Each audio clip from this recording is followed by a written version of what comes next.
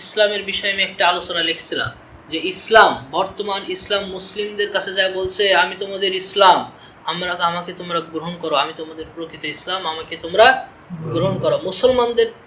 মুসলমানরা ওইটি বলছে, তুমি আবার কোন ইসলাম? আমরা তো ইসলাম মানি, আমরা তো ইসলামের মধ্যেই আছি, আমরা তো মুসলিম, আমরা নামাজ পড়ি, রোজা করি, হজ করি, জাকাত দেই, মানুষকে সদাকা করি। তাহলে কি আমরা তো কি ইসলাম মানি? আমরা তো ইসলাম মানি, তাহলে আমরা কি? আমরা তো ইসলাম মানি, তাহলে তুমি কোন ইসলাম? এবার প্রকৃত ইসলাম তার বুকের চাপা আর্তনাদ প্রকাশ করে বলছে, তোমরা কোন ইসলাম মানো? সেই ইসলাম কি পারে তোমাদের নারীদের ইজ্জত রক্ষা করতে? তোমাদের ইসলাম কি পারে বিচার আদালতে ন্যায় ইনসাফ প্রতিষ্ঠিত করতে? তোমাদের ইসলাম কি পারে সুদ, ঘুষ, জেনা, ব্যয় বিচার থেকে তোমাদেরকে বিরত